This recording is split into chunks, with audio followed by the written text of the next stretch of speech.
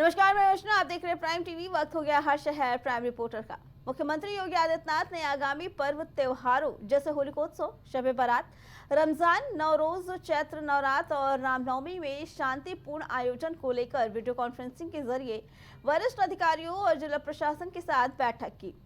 उन्होंने सभी को पर्वों के दौरान शांति और सौहार्द बनाए रखने के निर्देश दिए। बताया जा रहा है कि महाकुंभ का अंतिम स्नान पर्व 26 फरवरी को महाशिवरात्रि के महास्नान के दिन होगा। प्रयागराज में बड़ी संख्या में श्रद्धालुओं के आने की संभावना है। इसके साथ ही मुख्यमंत्री ने ट्रैफिक रूट प्लान और सुरक्षा व्यवस्था को सुदृढ़ करने के निर्देश दिए। उन्होंने ये भी सुनिश्चित करने को कहा कि श्रद्धालुओं को संगम स्नान के लिए न्यूनतम पैदल चलना पड़े। नदी की तेज धार और गहराई वाले क्षेत्रों में स्नान को प्रतिबंधित करने के निर्देश भी दिए गए। इसी पे आगे जानकारी देने के लिए हमारे साथ हमारे संवाददाता राजेश जुड़ चुके हैं। राजेश, 26 फरवरी को महाशिवरात्रि का महास्नान है। ऐसे में शासन प्रशासन के लिए एक बड़ी चुनौती है, क्योंकि लाखों की संख्या में श्रद्धालु उस दिन पहुंचने वाले हैं। क्या कुछ तैयारियां की गई है, क्योंकि कल मुख्यमंत्री के जरिए बैठक की गई और निर्देश दिए गए?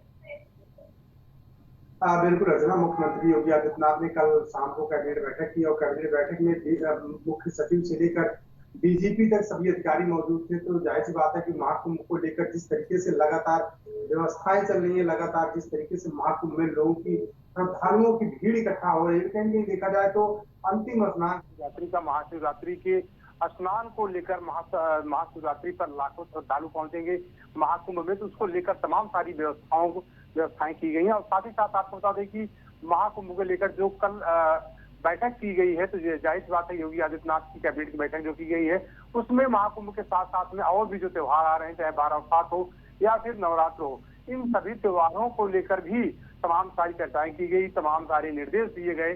अधिकारियों को किसी भी तरीके की लापरवाही, किसी भी तरीके की हीला हवाली बर्दाश्त नहीं की जाएगी, क्योंकि जिस तरीके से कुंभ में पिछले अगर देखा जाए तो अभी पीछे अगर देखा जाए तो जिस तरीके से भगदड़ हुई, जिस तरीके से महाकुंभ में आगजनी की तमाम सारी घटनाएं आई, तो कहीं कहीं देखा जाए तो अधिकारियों को इन चीजों से सबक लेना चाहिए। इसको लेकर योगी आदित्यनाथ ने कड़ा संदेश कल दिया है, क्योंकि योगी आदित्यनाथ ने कहा कि अंतिम स्नान है महाशिवरात्रि का।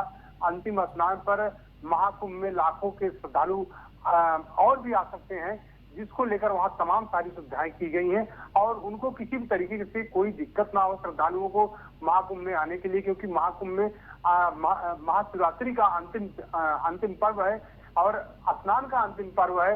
मुझे लगता है कि महाशिवरात्रि को लेकर तमाम सारी व्यवस्थाएं की गई हैं, जिसके लेकर कल कैबिनेट जो कल बैठक की गई थी। जी राजेश, साथ ही पैदल भी काफी चलना पड़ा श्रद्धालुओं को। जैसा कि हमने अपने दर्शकों को पहले भी दिखाया कि श्रद्धालुओं का ये कहना है कि काफी पैदल चलना पड़ रहा है। और ऐसे में अब मौनी अमावस्या के दिन हुई भगदड़ को देखते हुए उसके बाद से मुख्यमंत्री लगातार शासन प्रशासन के साथ संपर्क में है, पल पल की खबर रख रहे हैं। और जब भी महास्नान का समय आता है, शाही स्नान का समय आता है, उस वक्त तैयारियां और तेज हो जाती हैं, पुलिस फोर्स बढ़ा दी जाती है। ऐसे में महाशिवरात्रि रहेगा, आखिरी स्नान रहेगा महाकुंभ का भी, क्या कुछ तैयारियां एक्स्ट्रा की जाएंगी?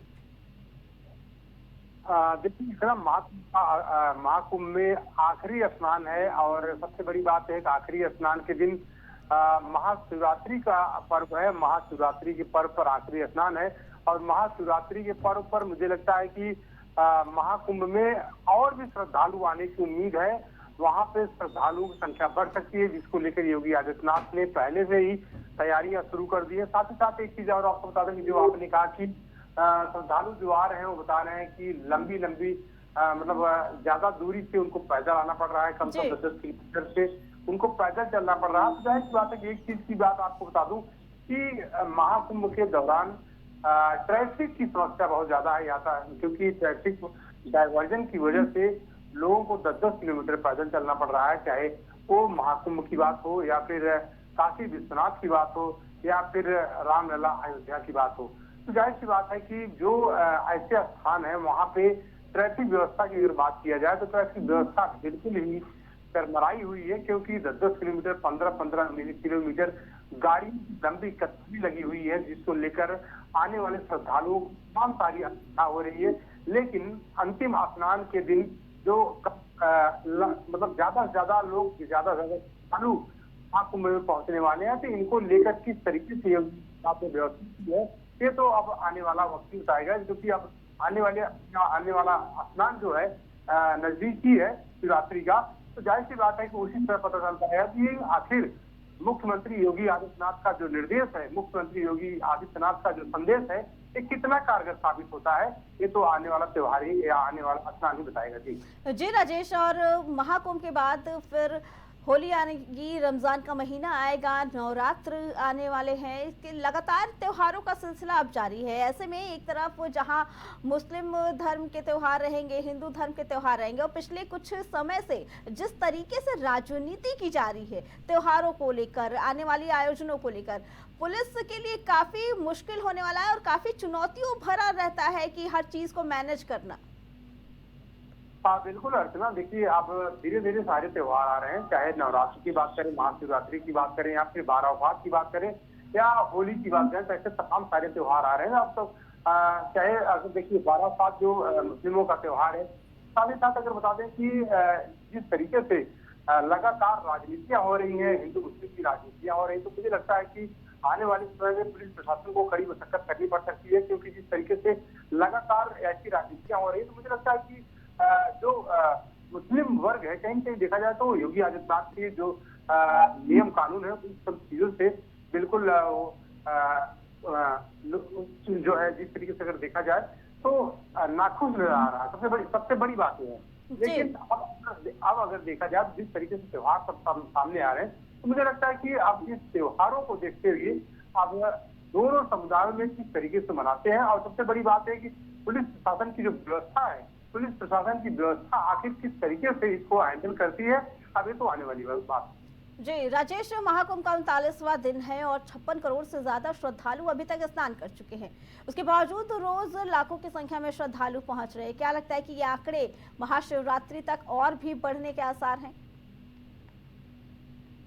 बिल्कुल बिल्कुल। देखिए अभी तक अगर बात किया जाए तो महाकुंभ में लगभग 56 करोड़ 25 लाख श्रद्धालु महाकुंभ में डुबकी लगा चुके हैं, महाकुंभ में शिरकत कर चुके हैं। लेकिन अब सबसे बड़ी बात यह है कि महाशिवरात्रि का त्योहार है और अंतिम स्नान है। तो मुझे लगता है कि इस बार भारी मात्रा में, भारी संख्या में श्रद्धालु महाकुंभ में पहुंच सकते हैं। लेकिन अब उन श्रद्धालुओं के लिए किस तरीके से व्यवस्था की गई सरकार के द्वारा, किस तरीके से वहां पे सुरक्षा व्यवस्था की गई, किस तरीके से वहां पे और सारी व्यवस्था की गई, श्रद्धालु महाकुंभ में आ रहे हैं, तो जाहिर सी बात है कि मुझे लगता है कि 56 करोड़ 25 लाख श्रद्धालु आए हैं। मुझे लगता है कि लगभग 60 करोड़ श्रद्धालु पहुंचने की उम्मीद हो सकती है। 60 करोड़ श्रद्धालु महाकुंभ में डुबकी लगा सकते हैं, ऐसा अंदेशा जताया जा रहा है। जी राजेश, आपका बहुत बहुत धन्यवाद।